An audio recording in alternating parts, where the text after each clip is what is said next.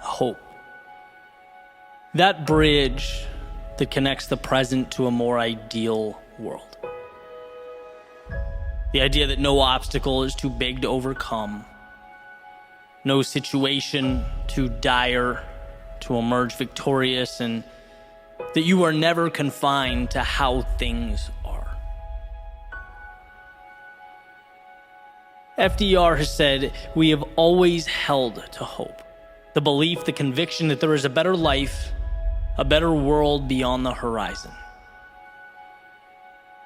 Why does this matter? Well, to put it simply, before one can leave the situation they are in, they have to believe there is another path worth taking. It's not always seeing, but trusting. It's a tale of two components. One, the belief that something better is out there. And two, the belief that you are strong enough to bridge that gap to create that world. So let's start with number one. There was a study done by Kurt Richter in the 1950s, and he used rats.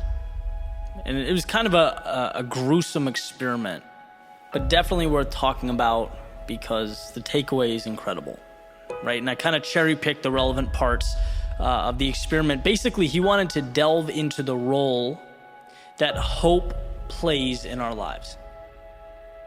And what he would do is he would drop rats into a jar of water and observe. See how long they would swim before they drown. And for the most part, these rats would swim for a minute or two and then ultimately give up, right? There was this innate feeling of hopelessness. But then he made a change, and when they were close to drowning, he'd reach in, he'd pick them up, he'd hold them for a little while. And then he'd place them back in the water, and the results between the two groups were night and day. The rats saw in the second group that it wasn't over. Right? And when they were placed back in the water, they had a reason to continue swimming, and they did. Some of them did for hours. The only difference being that they had hope. They saw there was more. And I don't think that's too different from us. The situation may be different, but the rules generally apply, right? So much of conceding or giving up in life, accepting an existence that falls short of our ideals, it's when we don't believe in something more. We stop swimming. We don't give ourselves a chance, right? So instead of creating bridges to walk on, we make walls that lock us in. Hope is knowing all pain, all discomfort is temporary. And the second component is belief in yourself. Belief in yourself to traverse that space between current and the ideal. It's self-empowerment. You can be the difference maker in your life and others.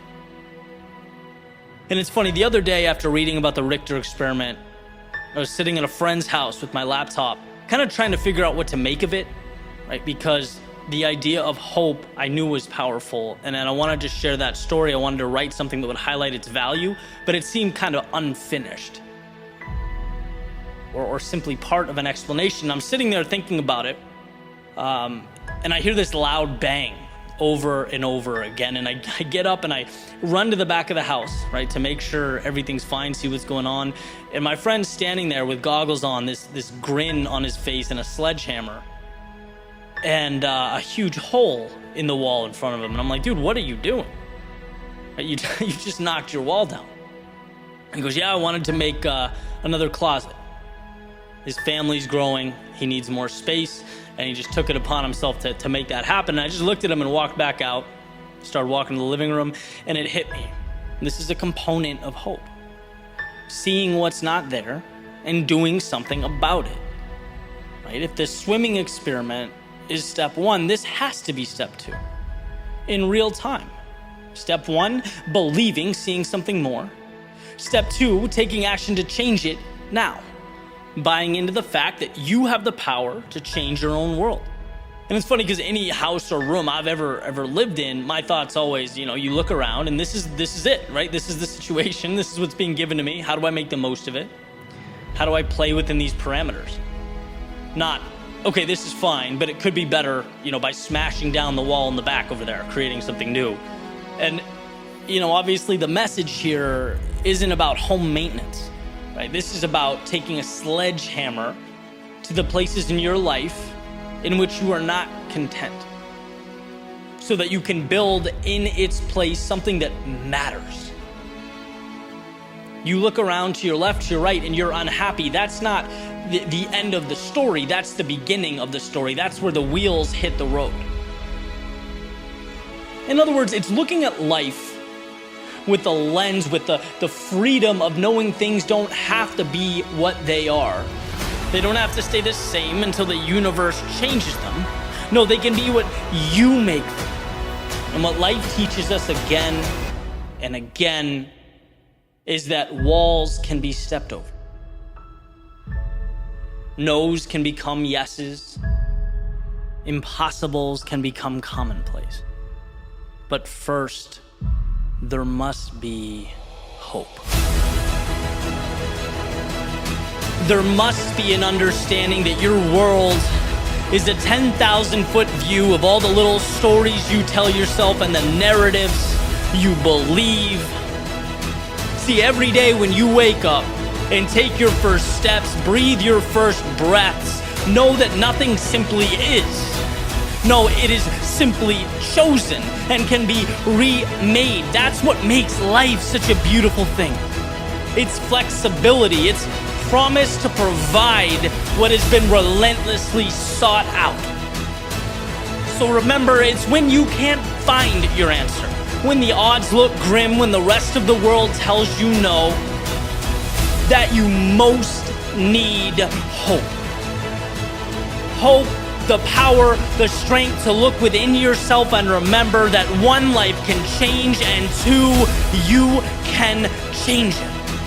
Armed with this understanding, nothing is impossible. When others fail to see the answer, the light in themselves, in the situation, you become the reminder that light is internally manufactured. We aren't given answers so that we may believe them. We are given the opportunity to believe, and thus we create that ending we hope to pursue. And without this, life is nothing more than a permanent status quo. It's holding our hands to the sky and receiving what life chooses to provide. But that's not why you're here. It's not why you woke up today. Not to accept, but to create. To find hope in the tragedy and the hardship, and to find within yourself the strength to move forward with whatever you decide comes next.